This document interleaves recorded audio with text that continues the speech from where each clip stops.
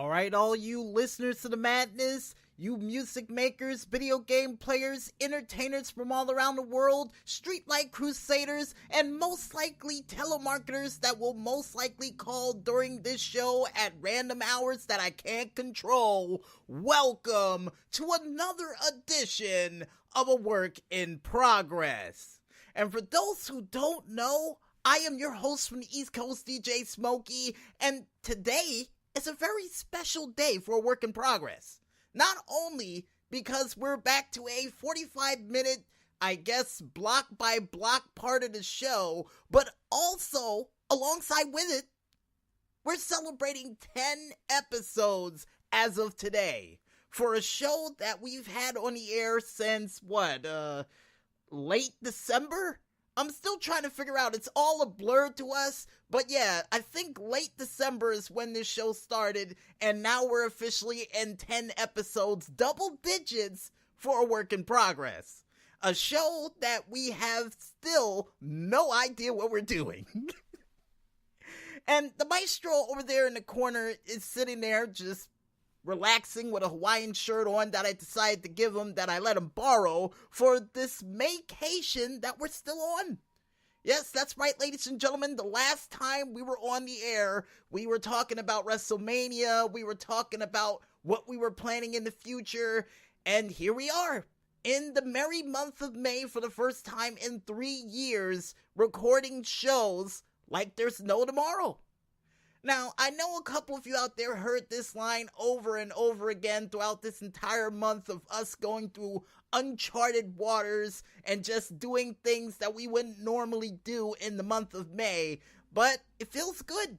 It really does to be on this microphone during the month of May. Now, granted, even though we're on in May and the fact that you will hear more car traffic than normal because we're heading toward Memorial Day, Kawasaki season's gonna start, summer is just around the corner, but you can't really tell that by the weather.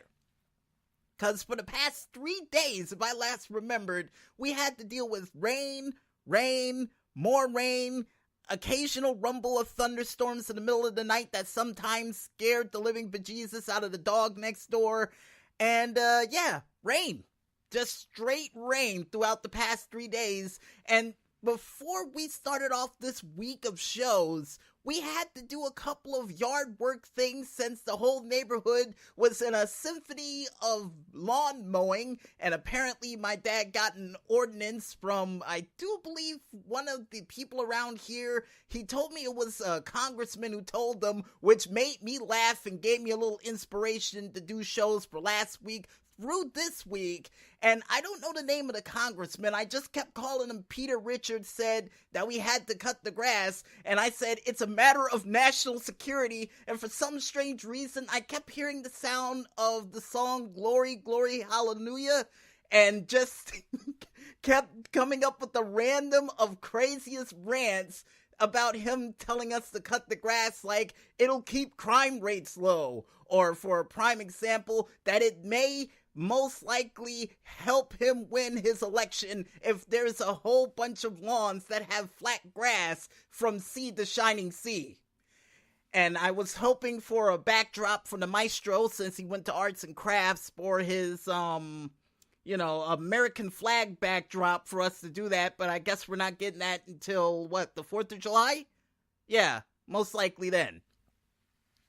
Well, besides that silliness, folks, other things that we've been up to behind the scenes is trying to find another game to actually mention a part of the Indie Radio Arcade, which this upcoming Saturday will be our 79th episode of the show, and unfortunately due to the bi-weekly show broadcast that we have for it, I do believe the 80th episode will be the first Saturday of June, which will be the first.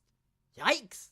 This month is going by a lot quicker than I thought, and not to mention, I do believe the game we're going to review for that one is one we decided to go back into since we had some unfinished business, is Dragon's Dogma Dark Arisen. And I haven't played that game in well over, I do believe about 3 to 4 years since the last time I played that game, and not only I had to adjust to what I was doing in the game, first of all, second of all, I put it on the hardest difficulty I could possibly imagine and tried to fight a whole bunch of random beasts, animals, and what have you in this makeshift pit known as Bitter Black Isle. And to make things worse, I had to fight against Death, too, who kept coming around with his magic green lantern, putting people to sleep, and then killing us with one fell swoop of a swing.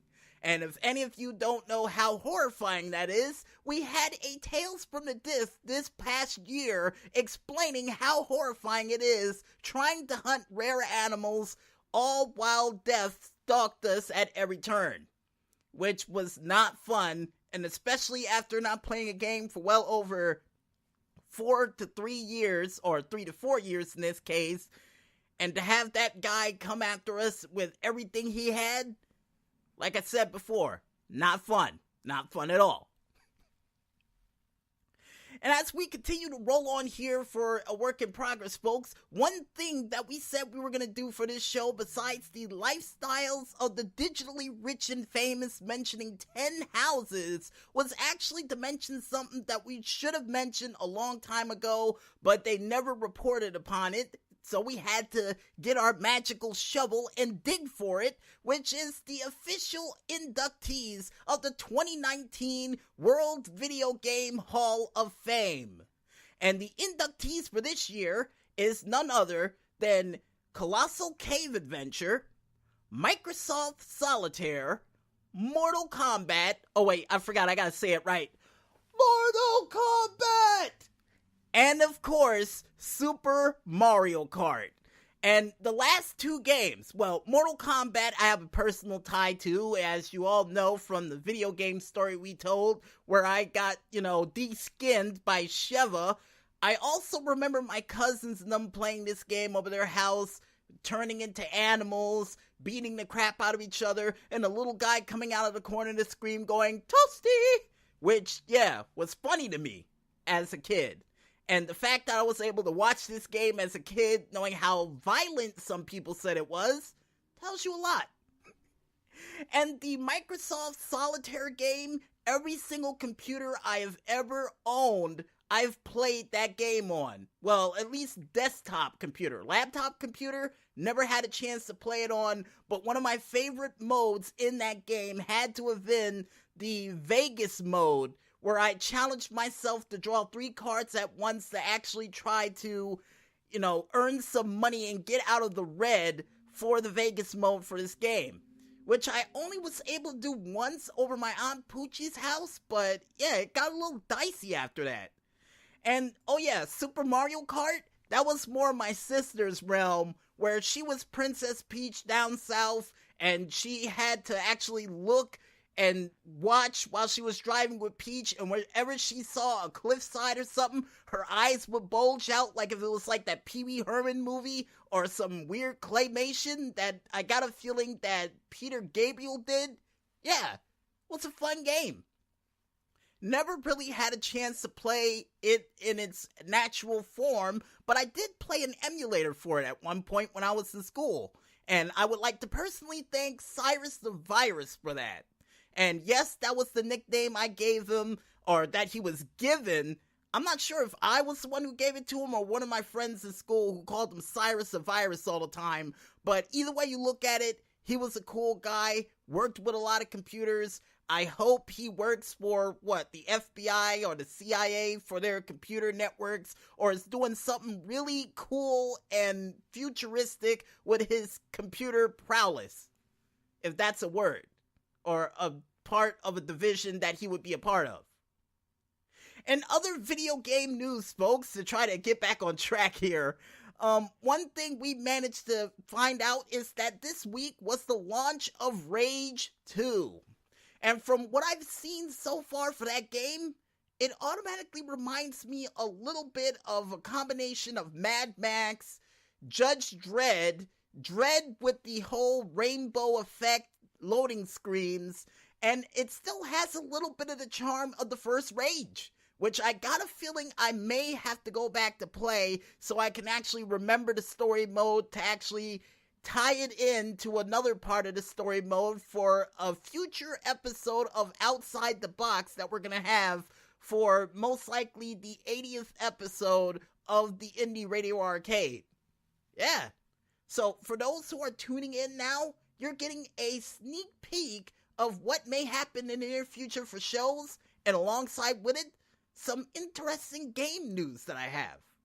And to continue with that game news, since there was a lot of news stories of several different comedians and celebrities dying this week, we never got a chance to actually mention to you guys at home that Monster Hunter World is absolutely free from now all the way until this upcoming Monday for you to play at home, to fight alongside with your friends, to take out a whole bunch of monsters, and to even have a couple of cats fix you some food and even help you in battle. But I don't think they help you in battle online, but offline, or more or less when there's more than one person, they won't help you. But if you're on your own trying to hunt animals, you have your pet to help you out. And the best part about all this is, folks, while it's for absolutely free, you can actually get a, what was that thing called? It's for absolutely free. You can get traps, all the stuff. You can do a whole bunch of quests for the said mode. And to make things even better, if you decide to actually purchase this game, you get a chance to actually keep all the stuff you did from now until the 20th of this month. And also, to make it even sweeter than that, and something that Maestro said I forgot to mention, is the fact that the online mode, you can play with people who are in the trial version or the free trial version of the game, and with people who are currently playing the game as we speak. So there's no prejudice to you, oh no, I didn't get the full version, I can't play with my friends. Yes, you can. Yes, you can. So you can see all the crazy cool costumes that you can do in this game. You can experience all the cool things that are featured for this game along with your friends, even if you don't have the full game. And this is starting to sound like a late night infomercial, but yeah, it's a pretty cool game. And I think the last version of Monster Hunter I played was Monster Hunter Freedom Unite. And I think there will be a video game story for that in the near future too, because I fought a giant oversized dragon with ballistas and a whole bunch of bombs and crates and what have you by myself on 2 separate occasions. And how did it go? Let's just say it was a little dicey at first, and afterwards things got really, really cool. And apparently, according to the Maestro right now, we are reaching the end of part 1 for A Work in Progress. But don't worry, folks, like we said before, for this week's episode of A Work in Progress, we will have 4 parts.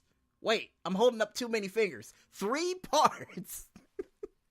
We will have 3 parts for this show to celebrate its 10th episode and to actually bring it in to a good point. So with that said, folks, we're going to go grab a glass of water, head back, regroup, come up with another random subject to touch upon, and when we return, we'll be back with the second half of the 10th celebration of A Work in Progress right after this. So don't lose track of this show just yet, folks, and stay tuned.